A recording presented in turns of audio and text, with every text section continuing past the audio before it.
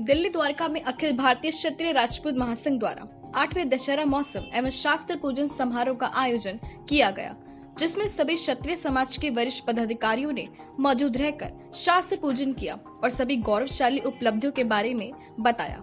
वहीं दिल्ली बीजेपी के प्रदेश अध्यक्ष आदेश गुप्ता मुख्य अतिथि के रूप में पहुंचे, साथ ही और भी कई गणमान्य व्यक्ति इस कार्यक्रम में मौजूद रहे। देखिए, अखिल भारतीय क्षत्रिय राजपूत महासंघ द्वारा आयोजित शस्त्र पूजन और दशहरा उत्सव का कार्यक्रम द्वारका में आयोजित किया। शस्त्र पूजन हमारे देश की परंपरा रही है और ये शस्त्र पूजन जो क्षत्रिय धर्म है, हमारे संस्कृति का एक अभिन्न अंग है, जिसके माध्यम से हम देश के विरोध में काम करने वाले लोग, देश के खिलाफ काम करने वाले लोग, देश के दुश्मनों को पहचान कर उनको सबक सिखाने का काम सदियों से क्षत्रिय वीर सपूतों ने किया है।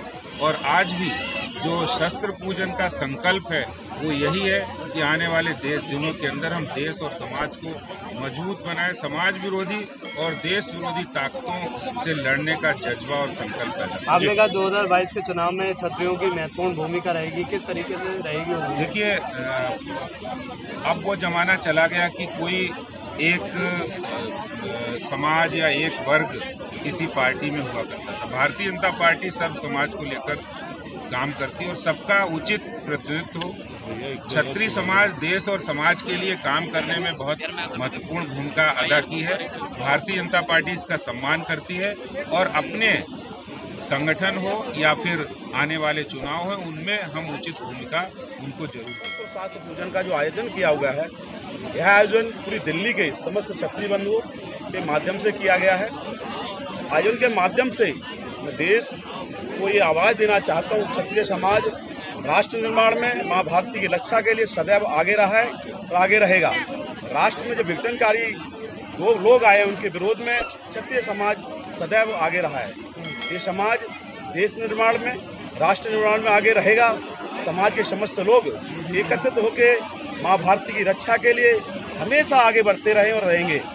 आज हमारे प्रदेश के अध्यक्ष माननीय आदेश गुप्ता जी हमारे इस प्रोग्राम में आए, उन्होंने इस प्रोग्राम की शोभा बढ़ाई। उनका दिल की गहराइयों से अभिनंदन करता हूँ, स्वागत करता हूँ। तो समाज के समस्त व्यक्ति जिस प्रकार से एकत्रित होकर इस पर्व को, इस राष्ट्र निर्माण में मैं निवेदन करूँगा आगे आ रहे हैं, वो बहुत बधाई के पात्र हैं। युवाओं के लिए क्या संदेश होगा आप लोगों को? क्षत्रिय युवा हमेशा राष्ट्र निर्माण में अग्रणी रहा है और आगे रहेगा। इस शस्त्र शास्त्र के पूजन के माध्यम से वह अपनी संस्कृति व विरासत को हमेशा बचाए रखेंगे। राष्ट्र निर्माण में उनकी क्या अग्रणी भूमिका रहती है, इस प्रकार के आयोजन के माध्यम से उनको सारी जानकारी। शस्त्र पूजन का कार्यक्रम रखा है, मेरा यहाँ आगमन हुआ है। मैं लगातार यहाँ पर आता हूँ और मुझे गर्व है कि शस्त्रों का पूजन करना क्षत्रिय का धर्म है और प्रत्येक हिंदुस्तानी का धर्म है। और शस्त्र हमारे गहने हैं, उनकी पूजा करना और ख़ासतौर पे दशहरे के समय पर पूजा करना, कम से कम दुश्मनों को चेतावनी देना और ख़ासतौर पर पाकिस्तान वालों को भी एहसास कराना कि हमारे शस्त्रों में जंग नहीं लगी है। हम हर साल धार लगाते हैं, जब चाहें जहाँ चाहें। ओवैसी जैसे लोग जो यहाँ पर जिन्ना के रूप में काम कर रहे हैं, उनके सपनों को हम पूरा नहीं होने देंगे। हिंदुस्तान के अंदर क्षत्रिय समाज ने देश की एकता और अखंडता के लिए कुर्बानियाँ दी हैं। हम हमेशा दशहरा के रूप में इस कार्यक्रम को मनाते हैं, यहाँ पर युवाओं को जागरूक करते हैं, अपनी संस्कृति और अपने धर्म के प्रति उनको जागरूक करते हैं। हम जो लोग सवाल उठा रहे हैं उनको अपने बाप का और अपने दादा का नाम नहीं मालूम है। सम्राट मीरभोज भी सभी जातियों का, सभी जाति, परंतु वो क्षत्रिय समाज के थे। अब उनके ऊपर कोई क्वेश्चन मार्क लगा रहा है तो मुझे लगता है इनको इतिहास की जानकारी नहीं, उनकी बुद्धि को ठीक करने का समय है। देखिए, शस्त्र पूजन हमारी संस्कृति का एक बहुत महत्वपूर्ण हिस्सा है। ये हमारी बहुत पुरानी परंपरा है और विशेषकर क्षत्रिय समाज के लोग जो हैं जी, उनके लिए शस्त्र पूजन का त्यौहार सब त्योहारों से ऊपर है जी।